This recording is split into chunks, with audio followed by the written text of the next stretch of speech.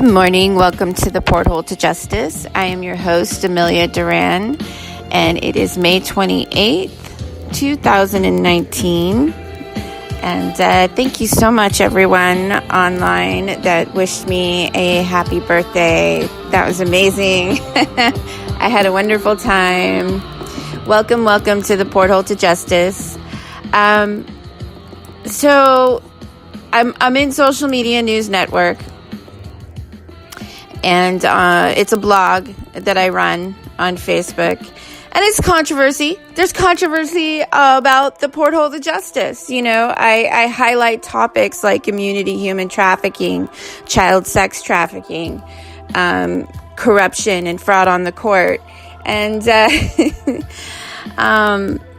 it's just crazy, you know, the people that will act and do and say anything, and then the little minions that will follow them and do and say anything. People that you've never even met personally will come out of the woodwork with fabricated slander and lies and just anything they can do to hack you, stalk you online, attack your character, and they all sort of parrot each other. And it's just kind of like this running theme of tactics that they do to people that are speaking out against these crimes against humanity. You would think that, you know, no matter what side of the fence you're on, that things like child sex trafficking and immunity, human trafficking legalized through the courts. Things like the American Safe Families Act, which is a federal incentive that not only applies to children at our borders that are coming into our country, but also apply to children on American soil. Okay, things like that need to be shut down and re-looked at, readdressed. Not reformed, things like that. You would think people on both sides of the fence could agree on something as egregious as this, something that is detrimental to our youth, or the future of our country. You would think that people on both sides of the fence could agree that these are crimes against humanity. However, that's not the case. We have a very public faction of individuals that are basically acting like hyenas. I mean, grown-up high school adults online, behaving very childishly, very poorly. And it's, you know, it is what it is. But I feel like I can, because all of this is happening, I feel like I can really publicly speak out against the gangstalking. And it's no longer considered a conspiracy because people can publicly see it happening on my Facebook profile, on the Porthole to Justice, with individuals that are two-faced, that are very conniving and deceitful and intentionally backstabbing to shut down the Porthole to Justice and my content. And they don't really care what they do or how they look. And the thing is that these people actually claim to be child advocates. These people actually claim to be against the so-called corruption that I'm highlighting. Yet they don't like the fashion that and in the way that I'm going about it. But yet this is my platform. And it's my blogs, and they're my concepts, and it's my artwork.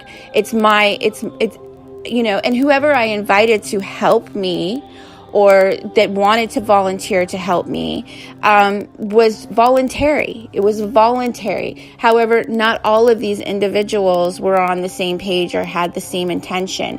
And this is one of the reasons why I don't subscribe to any religion or community service or anything, because everything is infiltrated, folks. Everything you can think of, your church, your community organizations, everything is infiltrated by these saboteurs.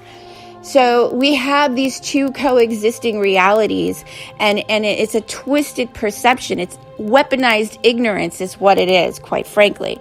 But I feel like I can talk about it more freely because I've proven it publicly by allowing them to publicly slander me and attack me very publicly in a very public manner. But not only that, on a much larger scale, we can see it happening to our President of the United States. And recently, The Independent, and I'll post a link to the article in the comment section and on Social Media News Network, the Independent released an article that, Britain has become one of the most corrupt nations in the world. And according to a 2012 News Insight report, these cities have 100% success rate at targeting some of these truth tellers or whistleblowers. It turns out that Britain's perception of corruption, which are based on NGO transparencies and international global perceptions, only measure perceived corruptions. You got that, perceived, based on the abuse of public office for private gain or payment in bribes. Well, we all know that this is absolutely rampant, and there really isn't any laws against bribes to our public officials. The fact of the matter is that the British public think that they are detached from the mafia problem and corruption. Yet London is the drug money laundering capital of the world. 90% of the drug cash ends up in the US and European via London. And the targeting and corruption isn't just happening in London or Britain. It's happening in the United States. It's happening on our own soil. Our truth tellers, our whistleblowers are being targeted by powerful financial firms, which destroy the lives and reputations of whistleblowers without a moment's hesitation, ensuring that they never work in financial service sector again or they're employed. So we have this contrived poverty going on in targeted areas of the United States. We have contrived poverty going on in the state of California. We have epidemic levels of, San Francisco is the same, epidemic levels of homelessness because of this organized crime and targeting. When a mafia expert wrote, whistleblew in The Independent, it's an excellent article. I suggest you go and read it. It's When the Mafia Expert Tells Us Britain is the Most Corrupt Country in the World. It's the financial mafia don't take out death warrants or on truth. They don't take out death warrants on truth tellers, but powerful financial firms will destroy the lives and reputations of whistleblowers with 100% success rate.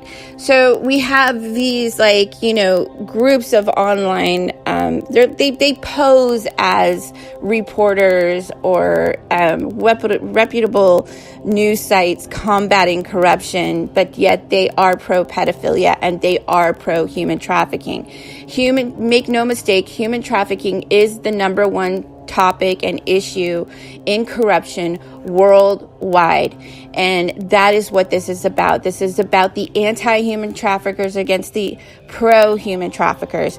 And that is what we're up against. And we have a faction of this criminality operating in our Congress, using federal incentives like the American Safe Families Act to put a bounty on our children and our elderly, the most vulnerable in our society, putting a bounty on their heads.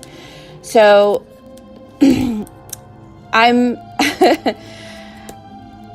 was a mouthful, wasn't it? Okay, I should slow down.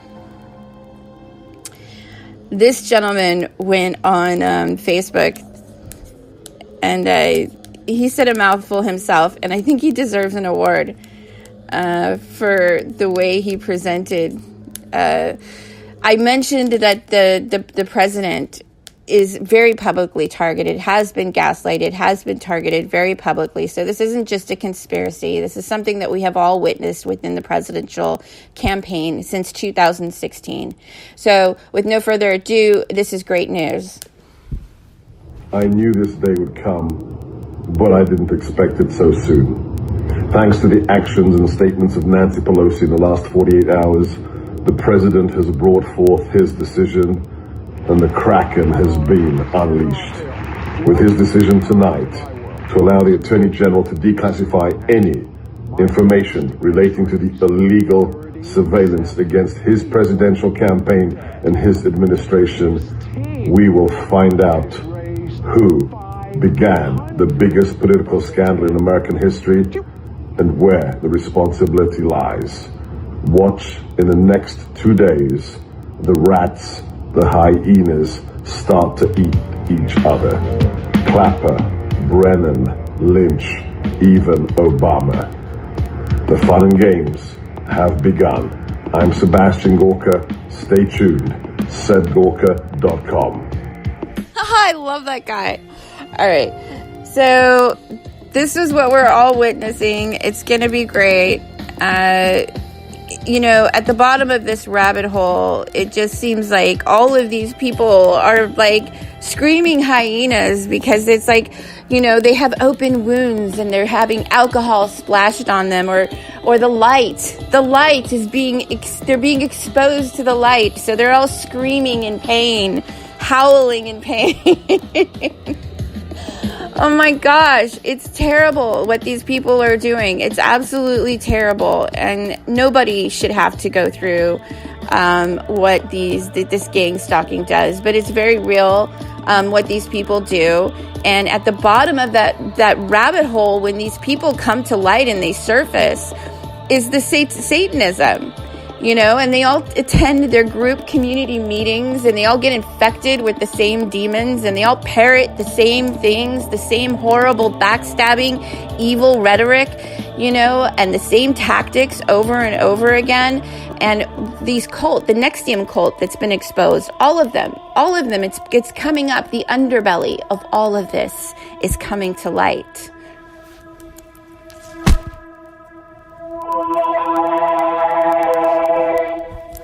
So this has been another episode of Porthole to Justice, the window to the truth. Stay tuned and subscribe on Spreaker.com for free, Twitter, Instagram, and Facebook.